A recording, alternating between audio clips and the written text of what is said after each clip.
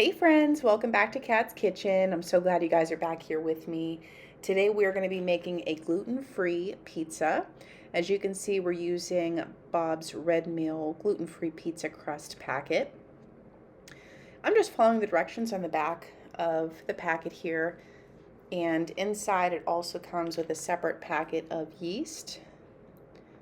And the directions are just calling to mix the dry ingredients and the yeast together.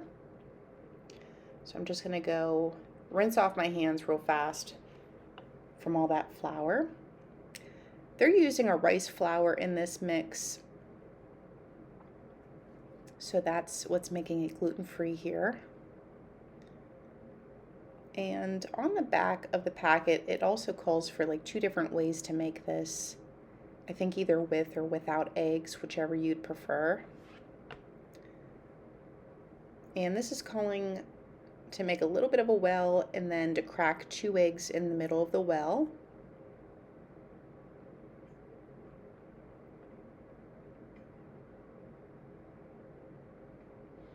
I'm just going to compost those eggs there.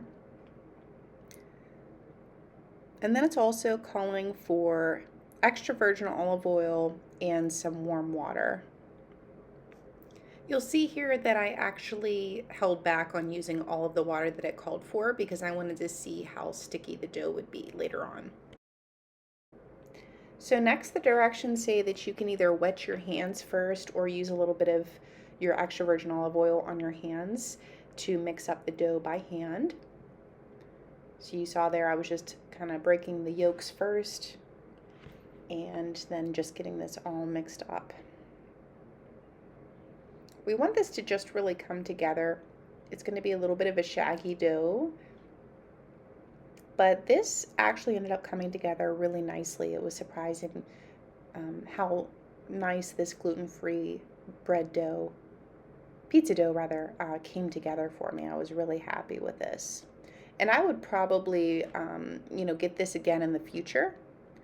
Just reporting from the future though, I noticed that for some reason the packet did not have salt in it. If it had any salt, it was a very, very small amount. I just thought that it would come pre-mixed with the salt, so I didn't add any. However, if you do this in the future, I would probably put a teaspoon of salt in here, minimum, to give it a lot of nice flavor. That's the only thing that this crust was really missing.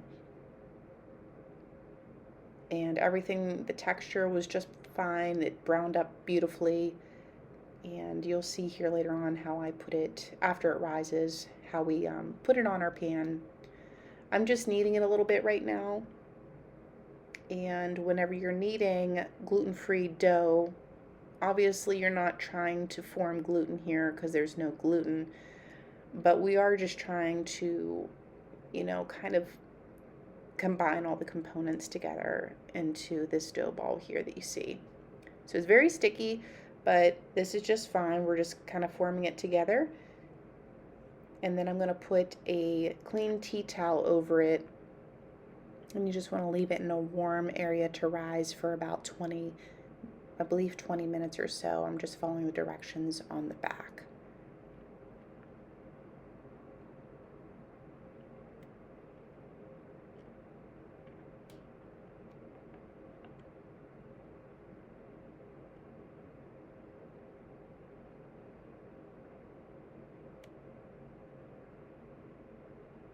And if you'd like to take this dough out of the bowl and you use a floured surface, you can definitely do that. I just was trying not to work any more of my gluten-free flour into this because it was pre-mixed. Now this can make you either 2 medium-size pizzas or 1 large one. And I opted for 1 large one for this just to make it a little easier on myself. So here we're good to go. I'm just going to go wash my hands and we'll get the tea towel on it.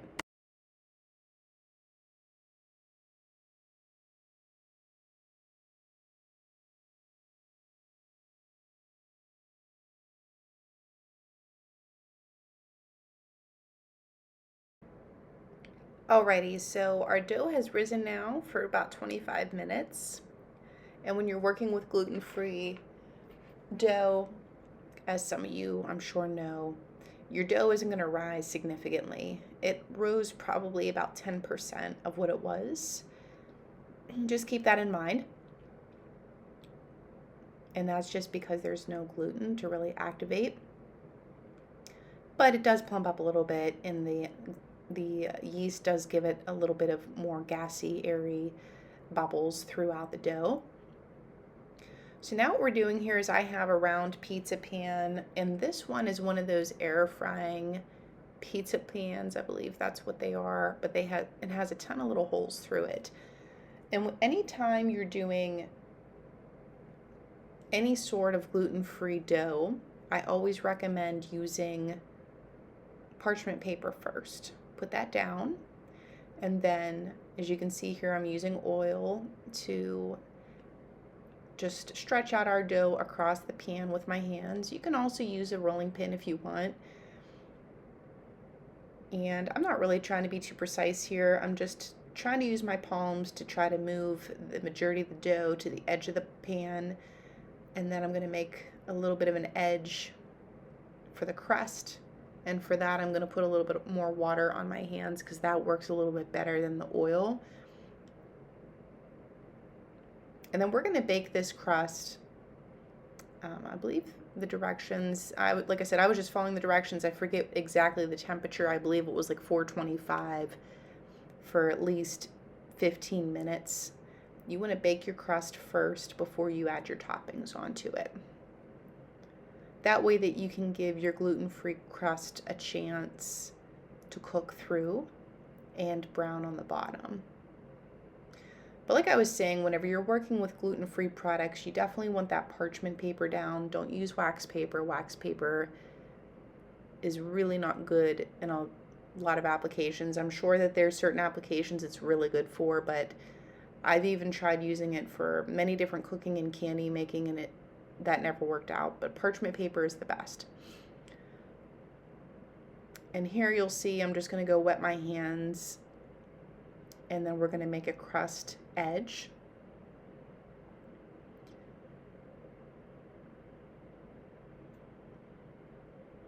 And then you don't have to poke any holes in it or anything. You can just pop it right into your preheated oven.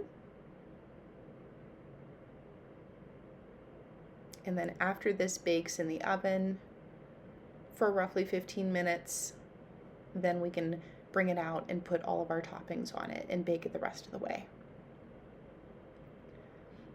Now, while this was going on, I actually had pre-browned some Italian sausage. So that's the protein that we're going to be using for this. And then I have a bunch of other toppings that are going to go on this as well.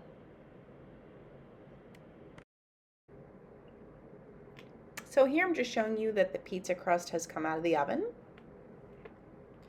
And it has firmed up quite a bit. So now we're ready to put our toppings on here. I'm going to use an olive oil and garlic seasoning for the crust. I often do this when I don't want to open a jar of sauce or something like that. And then we're just going to add some minced garlic over the crust and spread that out. That'll be our base layer of flavor.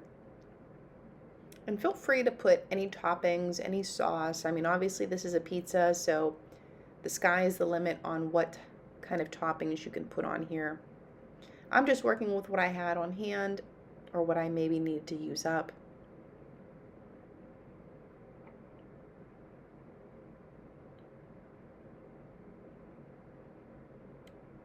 So on here you'll see I'll be adding in I have some white sharp cheddar cheese, mushrooms, spinach, our Italian brown sausage, red onion, and then I also have some queso fresco that I put on top.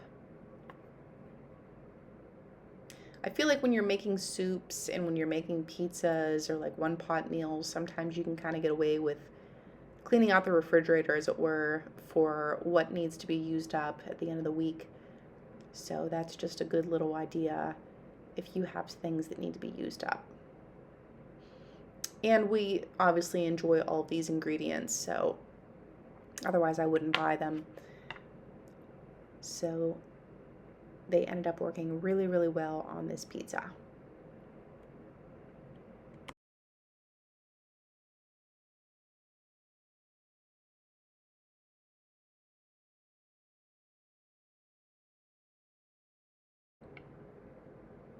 Feel free to also experiment how you build your pizzas. I know some people are sticklers for doing the sauce and the cheese first and then the toppings on top.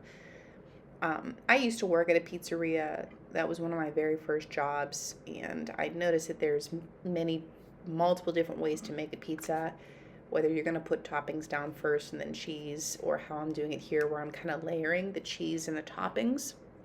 So it also depends on how many toppings you're going to be using as well.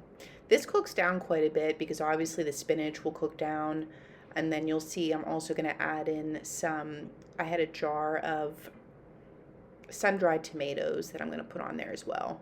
The only difference I would do is put the sun-dried tomatoes underneath the meat, just because they will start to brown up in the oven. But they were really tasty. They didn't get burnt. They may show up a little bit dark for you, but they actually turned out really, really well. So we're just doing a drizzle of olive oil, then in the oven it goes. We're going to bake this at 325 for about 15 to 20 minutes.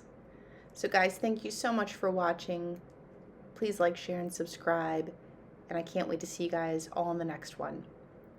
And you can see here I'm lifting up to the bottom so you can see how well that gluten-free crust actually browned up. And this is an epiphany for gluten-free. So guys, thanks again, and I'll catch you next time. Bye-bye.